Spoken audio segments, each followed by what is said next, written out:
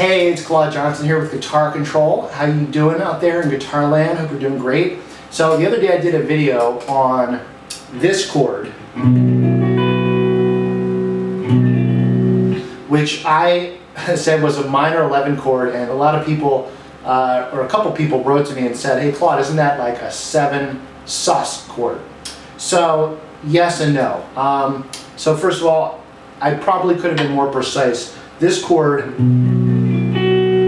although this is the 11th up from the root, there is no minor third in it. So probably shouldn't call it a minor 11. I'm usually pretty accurate with my chord naming, so I apologize for that. However, if you look at like a chord like this voicing, which could be a lot of people would say that's a minor 11. But even that, technically, an 11 chord should contain the 9th as well. So you can get really nitpicky with all these different things. For example, this voicing, a lot of people would use that for a minor 11th shape. Or you could call it a sus. The sus refers to the 4th degree, and the 11th is just an octave up from that. So these are all very cool sounds, and you could call them different names. I'm actually going to do another video coming up in a little while about a particular chord voicing that has a bunch of different names. But for today, what I'm going to do, we're going to stay in this shape. You can call it an 11, no third, or you could call it a 7 sus chord. I'm going to add my pinky though and get this shape now. So this one I would call this like a Bsus add9. So because we don't have our 7th anymore,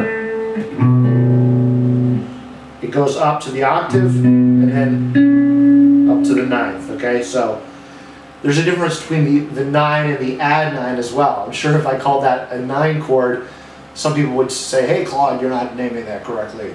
So anyway, I appreciate the comments.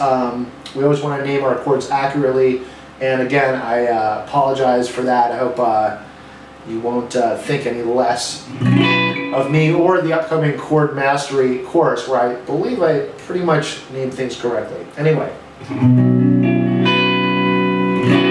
try that chord. That's a very, very hip voicing. And again, it's just like minor 7 chord, but sometimes we have to switch fingers, right? So if I was going to play a minor 7 chord, I would usually use my ring finger. I'm going to have to switch to my middle finger, okay, and then pinky goes there, okay.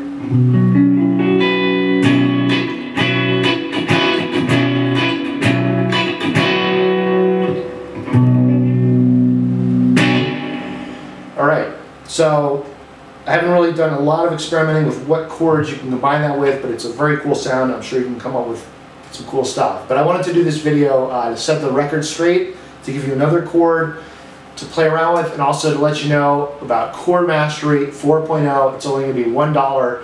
I'm going to be teaching a bunch of different stuff, a lot of really cool stuff. We're also going to have another mini course in there from Jimmy Dillon. Brand new stuff, and of course everything that we've done up to now in the previous years for Chord Mastery. So hope you enjoy it, stay tuned, and we'll talk to you real soon. Thanks for watching.